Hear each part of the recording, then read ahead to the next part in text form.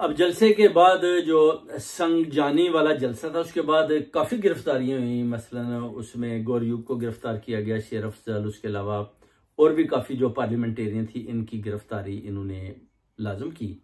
उसके बाद इन्होंने अली मीन गंडापुर जो सीएम खैबर पख्तूनख्वा है उनको भी पकड़ने की पूरी कोशिश की, मगर अली मीन गंडापुर वापस अपने मकाम पर पहुंचने में कामयाब हुए।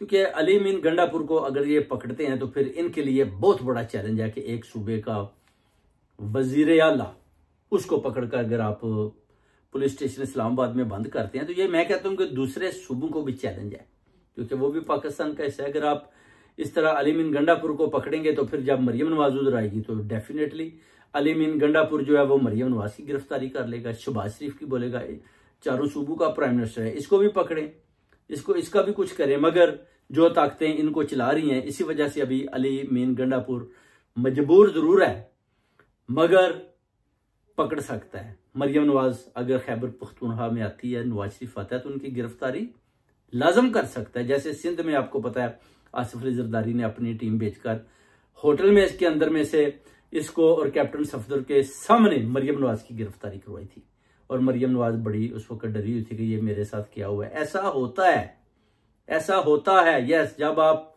क्राइम करते हैं, जब आप अवाम के साथ ज्यादती करते हैं, जुल्म करते हैं तो फिर ऐसा ही होता है। और अब आप ये ना समझे कि अगर आप अली मीन गंडापुर को आप उसकी गिरफ्तारी करेंगे तो फिर उसकी जो पार्लियामेंटेरियन है, उसकी काबीना है, उसकी पुलिस है, वो खामोश बैठी रहेगी, बल्कि वो भी चढ़ाई करेंगे।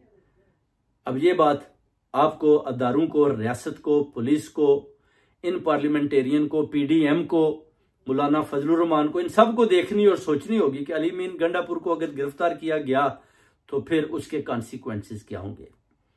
बहुत मुश्किल में फंस जाएगी ये सारी हुकूमत, क्योंकि ऐसा पहले ना तो कभी हुआ तो ना पहले कभी किसी ने ऐसा किया। ऐसा क्यों हो रहा है ये आपको पता है कि पीछे कंपनी बैठी है, हैंडलर्स कुछ और है, पुलिस बेचारी मजबूर है।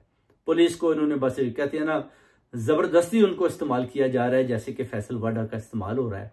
और फैसल वाडा का मुकाम है वो मौत है, क्योंकि फैसल वाडा जिस जगह पर पहुंच आया है उधर से उसका वापसी का कोई रास्ता नहीं है, बल्कि उधर से ही इन्होंने कंपनी ने फैसल वाडा को जन्म रसीद कर देना है, क्योंकि उन्होंने अपने प्रूफ खत्म करने हैं फैसल वाडा को पार करके।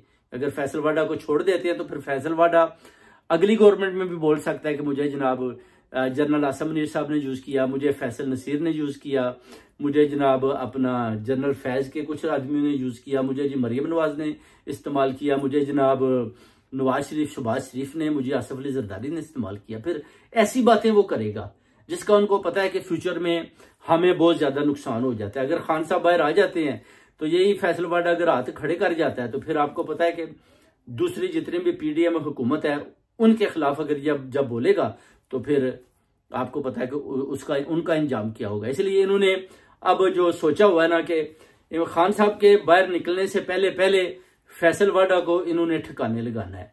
हर सूरत में फैसल वाडा को इन्होंने ठिकाने लगाना है। और इंशाल्लाह ओवरसीज कम्युनिटी चैलेंज करती है फैसल वाडा को कि तुम लंदन आओ, तुम्हें नवाज शरीफ के ऑफिस के सामने जो हाइड पार्क है इंशाल्लाह उधर ही तुम्हें जो है ना ऐसा सबक सिखा के भेजेंगे कि तुम पूरी लाइफ याद रखोगे। पहले तो तुम्हें पीटीआई के लोगों की तरफ से बड़ी इज्जत और रिस्पेक्ट मिलती थी, मगर अब जरूरतमंदी का सबूत दो। जैसे पहले अकेले आते थे, अभी आओ, बताओ मैं लंदन जा रहा हूं, आओ हीथ्रो एयरपोर्ट पर जहां भी आना है। फिर देखो ओवरसीज कम्युनिटी हीथ्रो एयरपोर्ट के अंदर ही तुम्हारा क्या हाल करती है, तुम्हारा कैसे पीछा करती है और कैसे तुम्हारा जूतों से इस्तकबाल करती है। उससे फिर तुम्हें पता चल जाएगा कि तुम्हारी इज्जत और रिस्पेक्ट क्या है। इससे पहले मोहसिन नकवी और इन सब लोगों को भी पता चल चुका है कि ओवरसीज कम्युनिटी हक और सच पर खड़ी है, खान के साथ खड़ी है, कभी भी आपकी बातों में नहीं आने वाले। ना ओवरसीज कम्युनिटी आपकी बातों में आने वाली है, ना ही पाकिस्तानी कौम आपकी बातों में आने वाली है। ये तो आपको चैलेंज किया जाता है ओवरसीज कम्युनिटी से। अब देखते हैं कि आप कब लंदन आते हो और आप कब जो आप बातें करते हो जी कि मुराद सईद जनाब और खान साहब को जनाब इनका अंजाम भी बुरा होगा और अली मीन का भी होगा, फिर आप अपने अंजाम का भी सोचो कि आपका क्या होगा। बहुत बहुत शुक्रिया।